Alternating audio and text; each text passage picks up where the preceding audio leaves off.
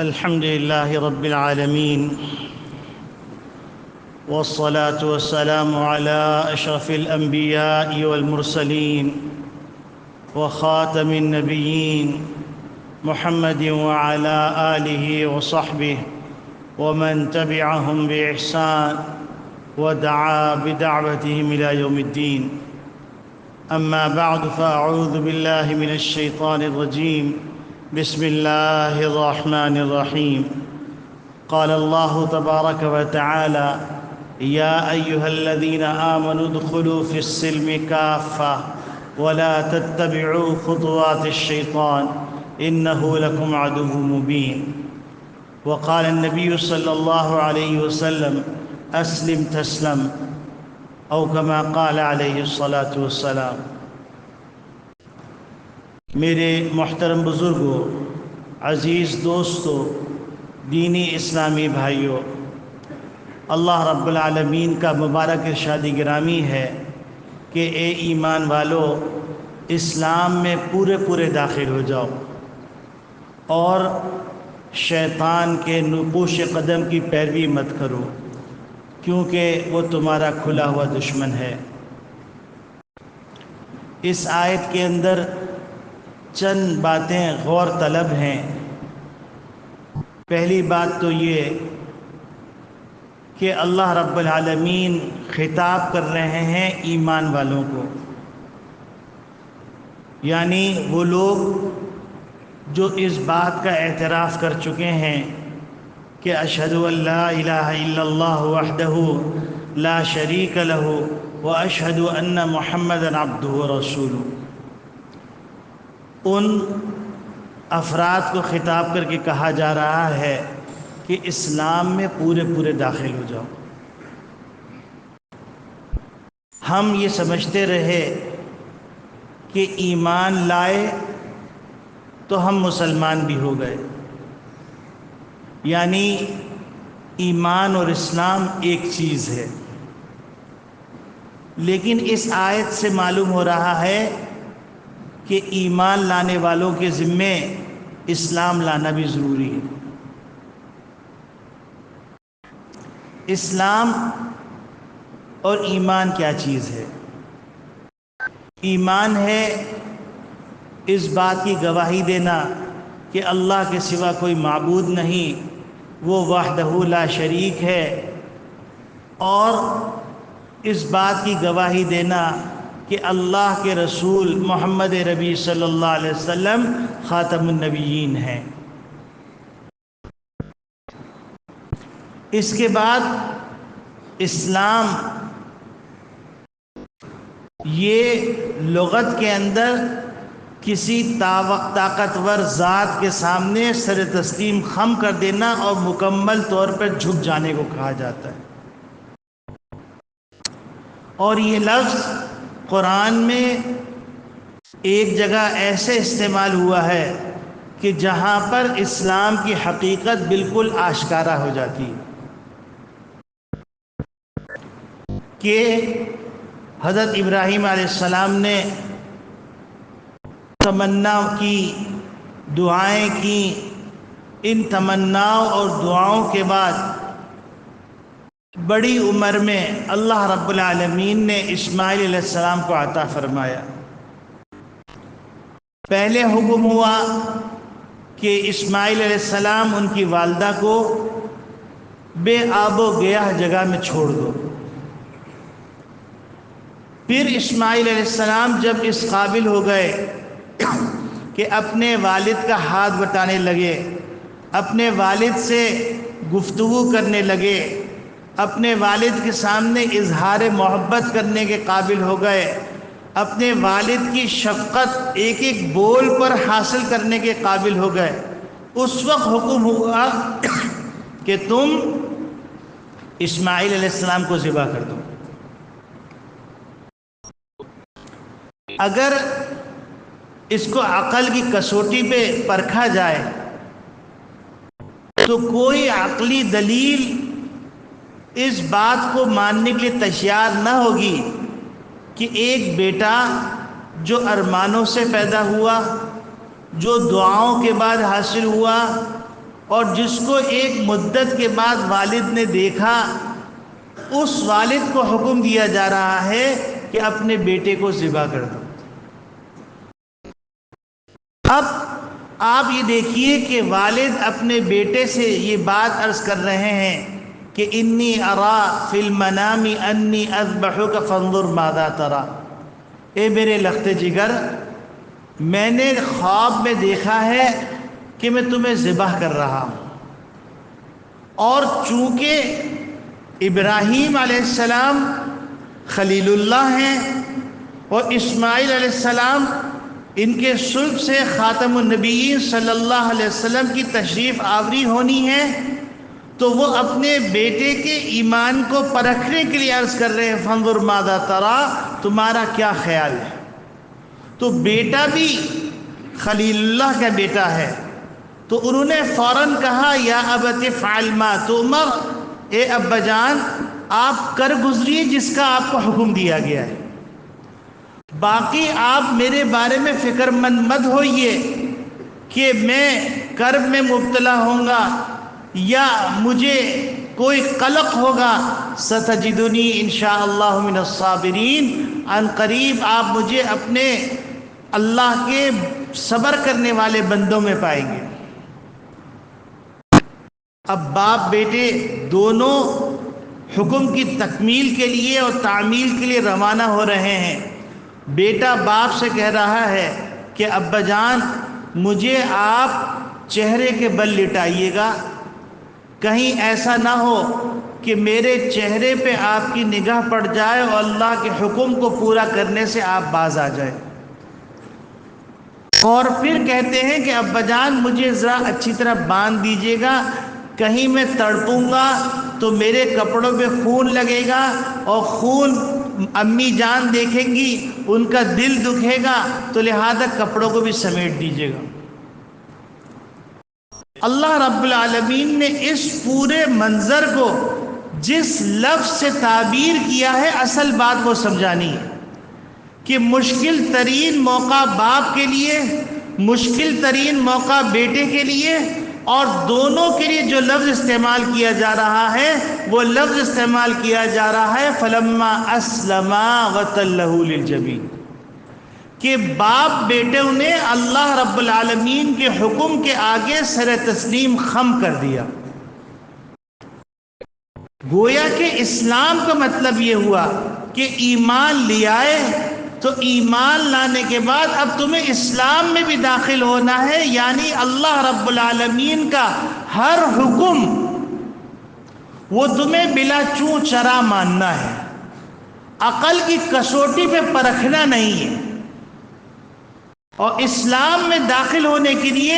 تمہیں عقائد بھی وہ اختیار کرنے ہوں گے جو عقائد نبی کریم صلی اللہ علیہ وسلم نے بتلائے ہیں۔ تمہیں عبادات بھی اس طرح کرنی ہے جس طریقے سے نبی کریم صلی اللہ علیہ وسلم نے عبادات کر کے بتلائی۔ یہ نہیں کہ تم اللہ کے عشق کے اظہار کے اندر نبی سے آگے بڑھنے کی کوشش کرو، عبادت کے نئے نئے طریقے گڑھو، مغرب کے اندر تم 3 کی جگہ پر 4 رکعت پڑھنے لگو،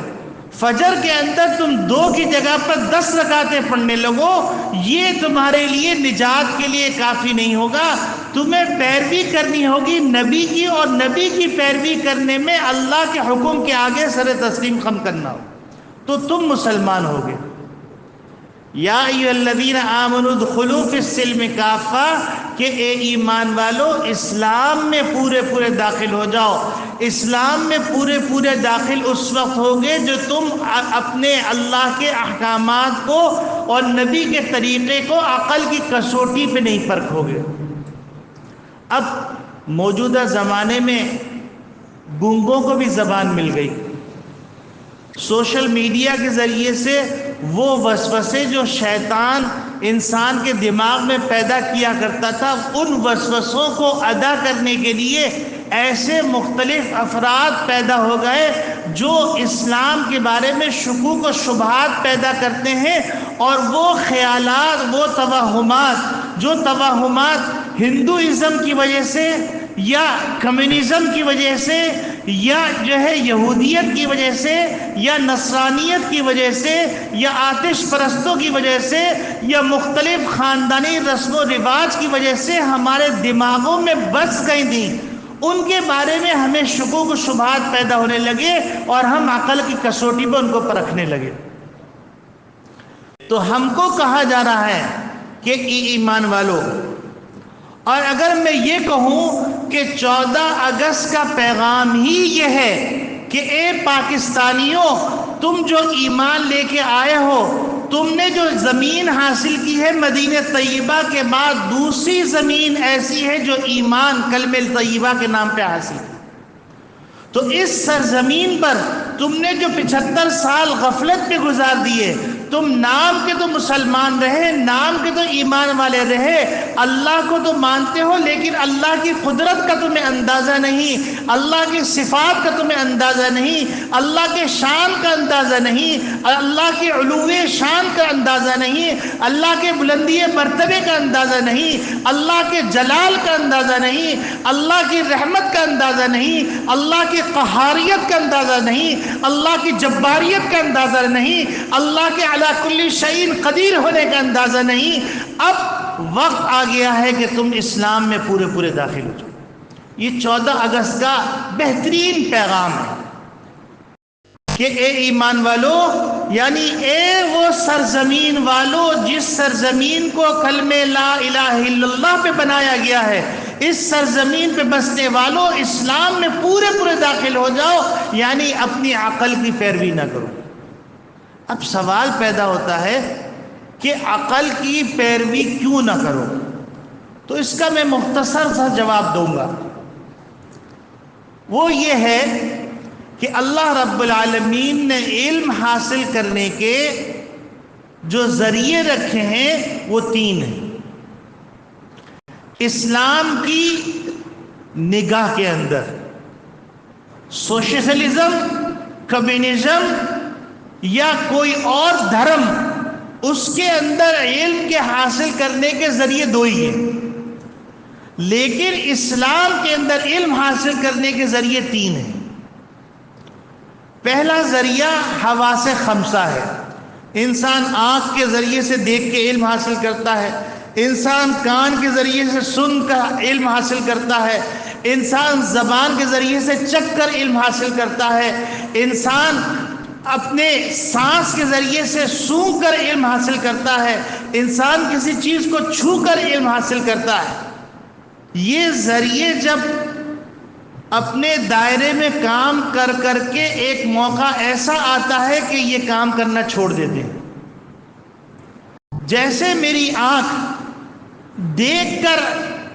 علم حاصل کر رہی ہے لیکن دیوار کے پار نہیں دیکھ سکتی، تو وہاں پر میرے کان نے سننے کی کوشش کی اور سن کر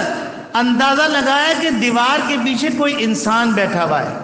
یا دیوار کے پیچھے کوئی جانور بیٹھا ہوا ہے، یا دیوار کے پیچھے مرد بیٹھا ہوا ہے یا عورت بیٹھی ہوئی ہے، یا دیوار کے پیچھے کوئی بچہ ہے، یا کوئی بچہ رو رہا ہے یا ہنس رہا ہے۔ یہ میرے کان نے علم حاصل کیا۔ اب اس سے آگے میرے حواس کام کرنا چھوڑ دیتے ہیں، تو یہاں پر اللہ رب العالمین نے ایک ذریعہ عطا فرمایا ہے، اس کا نام ہے عقل۔ پھر عقل قیاس کرتی ہے اور اندازہ لگاتی ہے کہ دیوار کے پیچھے جو شخص ہے، مرد ہے یا عورت ہے، وہ خوشی کے اندر ہے یا غم کے اندر۔ یہ عقل تجزیہ کرتا ہے۔ عقل تجزیہ کر کے یہ فیصلہ کرتی ہے کہ پیچھے جو شخص موجود ہے وہ راحت کے اندر ہے یا مدد کے لیے پکار رہا ہے، یا کسی پریشانی میں گرفتار ہے یا آرام کر رہا ہے۔ اس کے خراٹوں کی آواز سن کر اندازہ لگایا جا رہا ہے کہ وہ سو رہا ہے۔ عقل ایک حد تک کام کرتی ہے۔ عقل جہاں پر کام کرنا چھوڑتی ہے وہاں پر وحی الہی کام کرنا شروع کرتی ہے۔ اب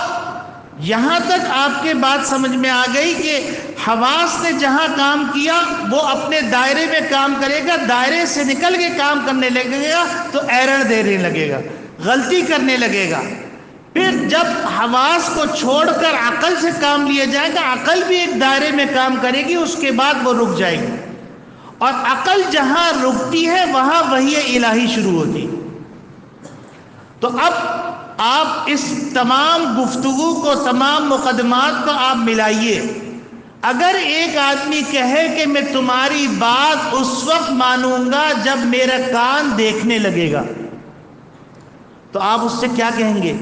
میاں یہ کان کے اندر استعداد ہی نہیں ہے دیکھنے کی، تو یہ کان دیکھ ہی نہیں سکتا، یعنی تم دوسرے لفظوں میں یہ کہہ رہے ہو کہ میں آپ کی بات ہی نہیں مانتا۔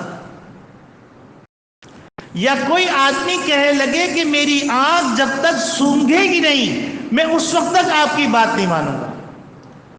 تو جس طریقے سے ایسے آدمی کو کڑ مغز کہا جائے گا، اسی طریقے سے کوئی آدمی یہ کہے کہ میرے عقل میں بات آئے گی تو میں اسلام پر عمل کروں گا، عقل میں بات نہیں آئے گی تو اسلام پہ عمل نہیں کروں گا۔ میرے عزیزوں، عقل کا تو ایک دائرہ ہے، ایک اختیار ہے، اس اختیار سے جب اس کا اختیار ختم ہوتا ہے، اس کی حد ختم ہوتی ہے، وہاں سے وحی الہی شروع ہوتی ہے، تو آپ اس کو عقل کی کسوٹی پہ کیسے پرکھیں گے؟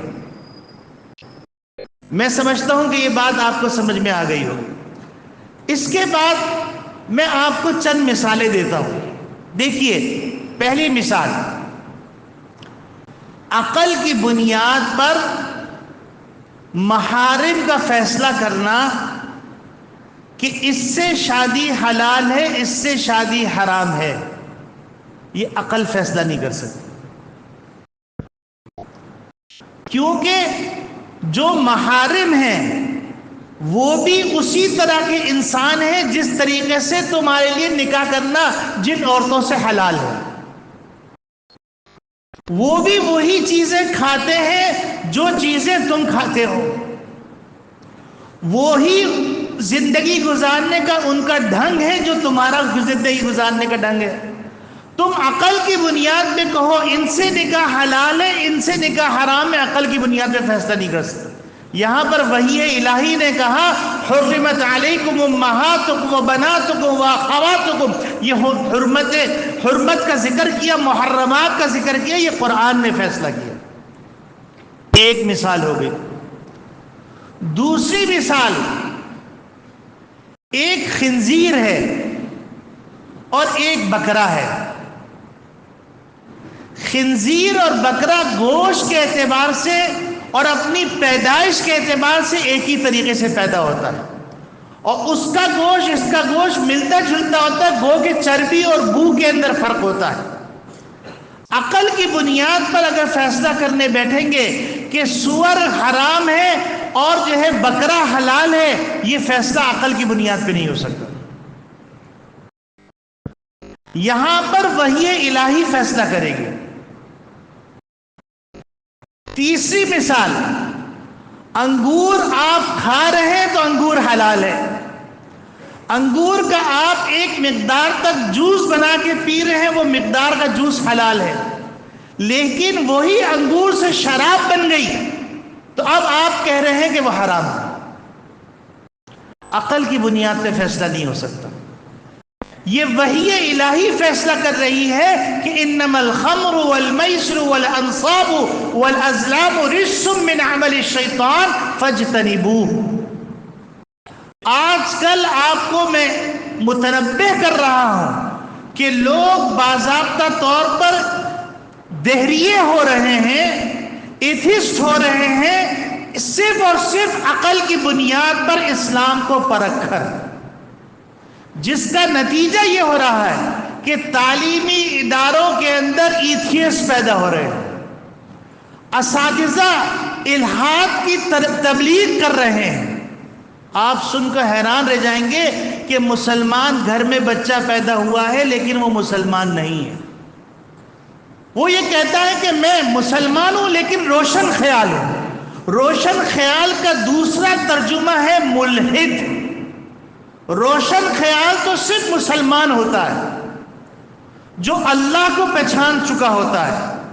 جو رسول اللہ کے مقام کو پہچان چکا ہوتا ہے، جو نبی کریم صلی اللہ علیہ وسلم کے ختم نبوت کو پہچان چکا ہوتا ہے، وہ مسلمان ہوتا ہے، وہ روشن خیال ہوتا ہے۔ اسی طریقے سے عقل کی بنیاد پر آپ یہ فیصلہ کیجئے کہ یہ جنت میں جائے گا یا جہنم میں جائے گا۔ عقل جنت کو پہچان ہی نہیں سکتی، عقل جہنم کو پہچان ہی نہیں سکتی، کیونکہ اللہ رب العالمین نے خود فرما دیا جنت کے بارے میں، فرمایا ما لا عین رأت ولا اذن سمعت ولا خطر علی قلب بشر، نہ کسی آنکھ نے دیکھا، گویا کہ انسان کے حواس کی نفی ہو گئی، ولا اذن سمعت، نہ کسی کان نے سنا، حواس کی نفی ہو گئی، ولا خطر علی قلب بشر، نہ کسی کے عقل کے اندر یہ بات آ سکتی ہے۔ تو معلوم یہ ہوا کہ وحی الہی نے جنت کا فیصلہ کیا ہے، وحی الہی نے جہنم کا فیصلہ کیا ہے، وحی الہی نے برزخ کا فیصلہ کیا ہے۔ مجھے معاف کیجئے گا، بدقسمتی سے ایسے پروگرام ڈیزائن کیے جا رہے ہیں جس کے اندر ان معاملات کو جن کا تعلق عالم برزخ سے ہے، جن کا تعلق عالم حشر سے ہے، جن کا تعلق عالم جنت سے ہے، جن کا تعلق عالم جہنم سے ہے، ان کو ڈسکس کیا جا رہا ہے، اور ان چیزوں کو اس طرح پیش کیا جا رہا ہے کہ انسان جس طریقے سے آج ایک وقت تھا کہ عورت وہ لباس جو اپنے بیڈ روم میں نہیں پہن سکتی تھی، آج وہ عورت فیشن کے نام پر، کلچر کے نام پر، گلیمر کے نام پر وہ لباس پہن کے شادی بیاہ کی تقریبات میں اپنے بھائی کے سامنے، اپنے باپ کے سامنے، اپنے چچا کے سامنے، اپنے نامحرموں کے سامنے وہ لباس پہن کے آ رہی ہے۔ یہ طریقے واردات ہوتا ہے ملحدین کا، یہ طریقے واردات ہوتا ہے ایمان کے ڈاکوؤں کا۔ وہ چیز کو اتنا عام کر دیتے ہیں کہ وہ چیز بھی بری محسوس نہیں لگتی، یعنی بری چیز کی برائی اس کے دل سے نکل جاتی۔ تو 14 اگست کا پیغام اس وقت مجھے یہ آیت خطاب کر رہی ہے، آپ کو یہ آیت خطاب کر رہی ہے، اور سارے پاکستانیوں کو یہ آیت خطاب کر رہی ہے کہ یا ایھا الذین آمنوا ادخلوا فی السلم کافہ، اے ایمان والو اسلام پہ پورے داخل ہو جاؤ، عقائد کے اندر بھی اسلام کی پیروی ہو، عبادات کے اندر بھی اسلام کی پیروی ہو، معاملات کے اندر بھی اسلام کی پیروی ہو، معاشرت کے اندر بھی اسلام کی پیروی ہو، اور اخلاق کے اندر بھی اسلام کی پیروی۔ اور آخری بات میں عرض کر رہا ہوں وہ یہ کہ چند سالوں سے 14 اگست کے موقع پر باجے آ گئے ہیں، اور باجے زور و شور سے بجائے جاتے ہیں، پوری رات باجے بجائے جاتے ہیں۔ میرے عزیزوں، یہ باجا بجانے کا کلچر یہودیوں کا ہے۔ یہودی جب دعا مانگتے ہیں، اپنی عبادت شروع کرتے ہیں، تو پہلے وہ باجا بجاتے ہیں، باجا بجانے کے بعد دعائیں شروع کرتے ہیں۔ اور اسلام میں نبی کریم صلی اللہ علیہ وسلم فرمایا خالف المشرکین، مشرکین کی مخالفت کرو، حتیٰ کہ عبادات کے اندر بھی نبی کریم صلی اللہ علیہ وسلم نے ان کی مشابہت کو پسند نہیں فرمایا۔ فرمایا عاشورے کا روزہ یہودی بھی رکھتے ہیں، ہم بھی رکھتے ہیں، اگر میں اگلے سال زندہ رہا تو میں عاشورہ کے روزے کے ساتھ 9 تاریخ کا روزہ رکھوں گا تاکہ ان سے فرق ہو جائے۔ تو میرے عزیز دوستو، 14 اگست کے موقع کے اوپر وہ تمام افراد جو باجے فروخت کر رہے ہیں اللہ کے واسطے، اللہ کے دین کے واسطے، میں آپ سے عرض کر رہا ہوں کہ وہ باجے فروخت نہ کریں، اور اگر باجے فروخت ہو رہے ہیں تو کم سے کم آپ اپنے بچوں کو باجے خریدنے سے منع کریں۔ الحمدللہ ثم الحمدللہ، ہمارے علماء کی محنت کے نتیجے میں ایک وقت تھا کہ شب برات جب آتی تھی تو شب برات کے اندر پٹاخے پھوڑے جاتے تھے، پورا محلہ پٹاخوں سے گونجتا تھا۔ علماء نے بار بار کہا، اللہ کے فضل و کرم سے اب پٹاخے پھوڑنے کا رواج بالکل ختم ہو گیا۔ اسی طریقے سے پہلے جب موبائل نیا آیا تھا تو مسجدوں کے اندر موبائل کے اندر گانے کی ٹونیں بجا کرتی تھی، علماء نے محنت کی، اب مسلمانوں کو احساس ہو گیا اور مسلمان مسجد میں آنے سے پہلے موبائل کو بند کر لیتے ہیں یا اس کو سائلنٹ کر دیتے ہیں۔ تو اب یہ جو میں پیغام دے رہا ہوں، یہ پیغام اس کو عام کیجیے اور پاکستان سے آپ باجوں کا رواج ختم کر دیجیے، کہیے انشاءاللہ۔ اور یہ میں دعا کرتا ہوں کہ اللہ رب العالمین مجھے بھی اس آیت پہ عمل کرنے کی توفیق عطا فرمائے، آپ کو بھی عمل کی توفیق عطا فرمائے، اور ہم سب کی نسلوں کو جو ہم مومن ہیں اسلام میں پورے داخل ہونے کی توفیق عطا فرمائے۔ وآخر دعوانا ان الحمدللہ رب العالمین۔